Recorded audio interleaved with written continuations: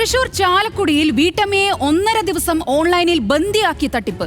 മേലൂർ സ്വദേശി ട്രീസയാണ് തട്ടിപ്പിനിരയായത്. Police ചമഞ്ഞ് video കോളിലൂടെ ട്രീസയെ വിളിച്ച് കബളിപ്പിച്ച തട്ടിപ്പ് സംഘം 40,000 രൂപയാണ് ഇവരിൽ നിന്നും തട്ടിയെടുത്തത്.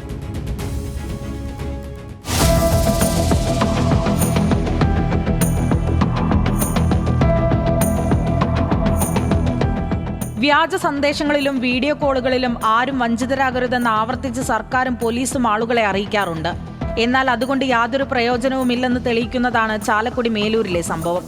മേലൂർ സ്വദേശിയായ വീട്ടമ്മ ട്രീസയുടെ സിം കാർഡിന്റെ ഡ്യൂപ്ലിക്കേറ്റ് ഉപയോഗിച്ച് രാജ്യവിരുദ്ധ പ്രവർത്തനം നടത്തുന്നുവെന്ന് പറഞ്ഞാണ് ആദ്യ വ്യാജ സന്ദേശം എത്തുന്നത്.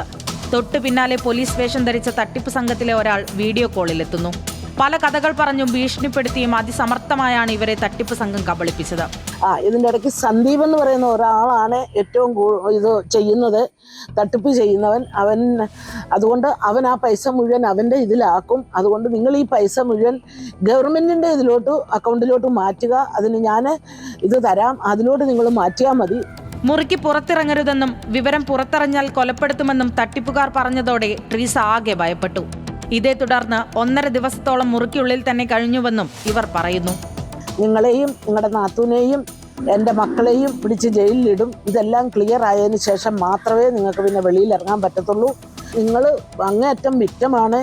നിങ്ങളെ ഒരു കാരണവശാലും ദേശദ്രോഹമാണ് നിങ്ങൾ ചെയ്യുന്നത്. അതുകൊണ്ട് നിങ്ങളെ ഒരു കാരണവശാലും വിടാൻ പറ്റില്ല. തട്ടിപ്പ് സംഘം പറഞ്ഞത് വിശ്വസിച്ച് ബാങ്കിലെത്തിയ ട്രീസയ്ക്ക് അക്കൗണ്ട് ലിമിറ്റേഷൻ ഉള്ളതിനാൽ കുറച്ച് പണം മാത്രമാണ് കൈമാറാൻ കഴിഞ്ഞത്. പിന്നീട് ഗൂഗിൾ പേയിലൂടെ പല ഗഡുകളായി ഇവർ പണം അയച്ചു. പക്ഷേ ഒരു സംശയം തോന്നി ട്രീസ അയൽവാസികളോട് കാര്യം പറഞ്ഞതോടെ തട്ടിപ്പ് പുറത്താവുകയായിരുന്നു. സംഭവത്തിൽ ചാലക്കുടി പോലീസിലും സൈബർ പോലീസിലും ട്രീസ പരാതി നൽകിയിട്ടുണ്ട്. കേസെടുത്ത് അന്വേഷണം നടത്തി വരികയാണെന്നാണ് തൃശൂർ റൂറൽ പോലീസ് നൽകുന്ന വിശദീകരണം. ന്യൂസ് മലയാളം, തൃശൂർ.